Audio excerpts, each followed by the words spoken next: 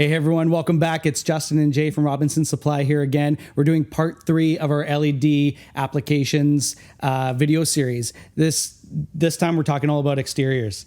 Jay, welcome back. Thank you, Justin. Yeah. Good to be back. Nice to do this again with you.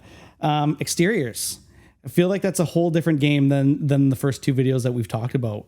Yeah, it's a little different. I would say that a lot of the advice that we would give for classrooms and industrials would apply to exteriors as well. So, first off, what are your overall objectives?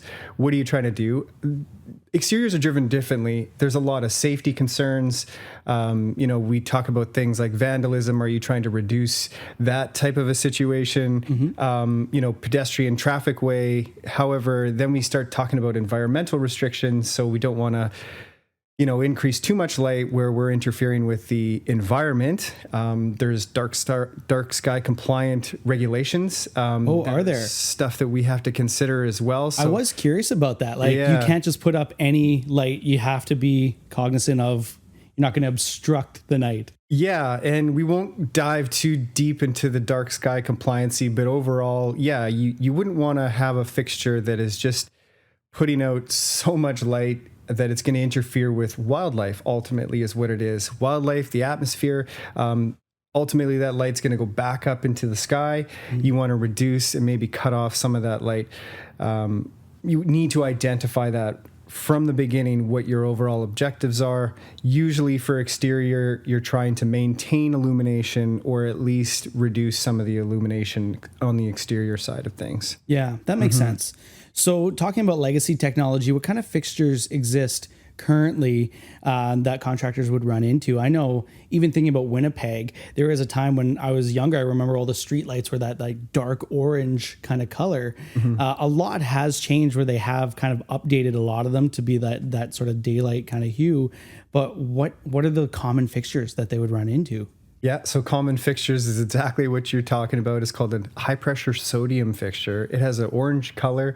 Back in the day, it had great output. Mm-hmm. The amount of light output that you could get from a fixture like that was ideal for a roadway.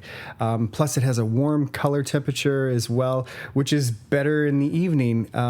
People are able to refer or to kind of manage that type of a light source easier than an LED. We have had some recent comments and conversations about LEDs, effectiveness in the sense that, whereas HPS, as everyone flies into any big city, you see the orange glow. LED, you don't get that. The light is very directional. It's going to be pointed down. And that's good for all kinds of other good reasons. Getting back to, what type of fixtures will you see? You're talking about wall packs, so mounted on the wall. You're going to see a lot of area lighting, whether it be just a really big shoebox style fixture. We've got roadway lighting to consider as well. And then there's also down lighting that'll be maybe recessed into a soffit area, those types of things. There's accent and highlight lighting that is also utilized in the exterior. Landscaping we won't get into. It's not typical for what we retrofit, but those are some of the fixtures that you'd run into on the exterior side of things. Excellent. And then how do you choose the right one to retrofit with? Good question. Exteriors are really important. If we're talking about pole mount fixtures, you need to understand, first of all, what the pole situation looks like. You don't want to put an LED fixture on an old pole, so you might need a new pole. You're going to need to consider footings, pilings, all those types of things.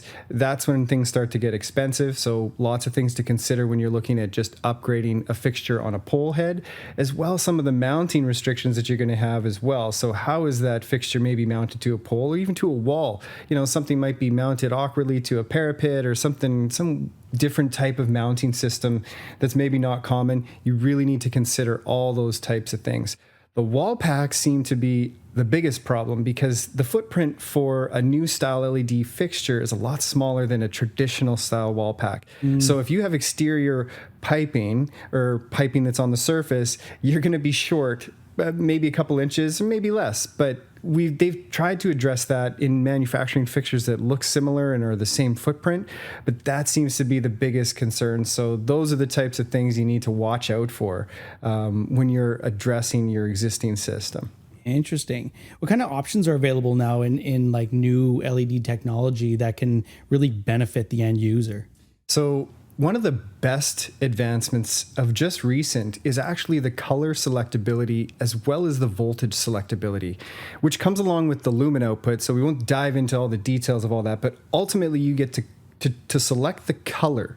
So if a customer, let's say, wanted a warm glow in their yard or in their facility, you can produce that. If you installed the fixture and then they kind of needed an area to be a little bit brighter, maybe a little bit whiter or bluer, they can field adjust that fixture. That's perfect. Right there, without having to change out the fixture. And, with that type of technology and advancement, those are the types of accommodations we can accommodate. Well, that's the stuff that we can accommodate in the field. That's awesome. Yeah. Voltage is a big thing when you're an electrician. You need to identify voltage from the start. I know it's tricky sometimes, but if you got to site and let's say you thought it was 120 volt, it's 347 volt. You can easily change that and select that voltage and make those changes. That's amazing. So that's one of the best advancements in technology. Controllability, we talk about occupancy sensors, those types of things. Being able to put the fixtures onto a controlled system is a lot easier to manage with LED technology.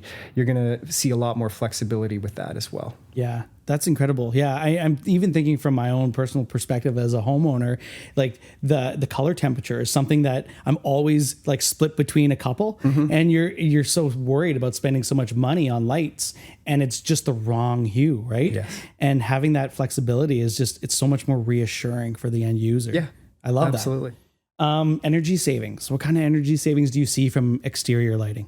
Yeah, so exterior lighting, specifically up here in the north where we are, our lights are on a lot in the wintertime, right? So, whether it's a safety type of a situation where you have to have the lights on 24/7 or at least throughout the evening hours, you need to, I guess, identify quickly like what your overall objective would be for the energy savings. You're going to probably see a significant drop overall, just in like maybe 60 to 70% of energy. It could be more depending on your situation. The controllability is what comes into play with LEDs. So, we have code-driven compliance now where we're going to reduce some of the load by 50% after midnight. Those are the types of things that would be easier to implement now with LEDs versus using a legacy technology. Excellent. Gotcha. So talk about rebates. Do exteriors still apply for some of these rebates that provinces offer? They do. Same rebate would apply. Again, back to the industrial segment. You're going to see a lot of savings because the HID fixtures, high intensity discharge fixtures, are putting out a lot of power. So you're able to identify, or you're able to reduce that energy quite a bit. So those are, in my opinion, kind of a no-brainer. You really need to jump all over that reduced wattage, reduced energy consumption. They would definitely qualify, especially in our province here. I would definitely reach out to your utilities department or any local rebate program that you have in your specific area to understand what best suits the exterior. There are some limitations to what they offer. It's usually based on an annual operating hours. Oh, okay. That's perfect. Lighting assessments. How can a lighting assessment help a contractor in this situation? Yeah, so for a lighting contractor, as we've mentioned in the last two segments, extremely valuable. Be able to do a full-scale audit of the existing system to identify what their current power draw is, all the different fixture types, put it into kind of a nice format that you can send back to the client. It'll suggest, what the proposed load might be, calculate out some rebate savings. Also, it'll include a year's payback, which everybody really wants to know. How long is it going to take me to pay this back? Is it worth it for me to go ahead with it? If you feel intimidated by it, there are lighting specialists like myself that can easily help do an on-site assessment. That's perfect. And it's a perfect tool to use for the end user that's sort of on that fence on if they need to make that decision. Absolutely. That's I've excellent. had great success doing that. So perfect. Thanks, Jay. I think that wraps our 3-part series on LED applications. So thanks again for joining me again. Absolutely, Justin. Happy to be here.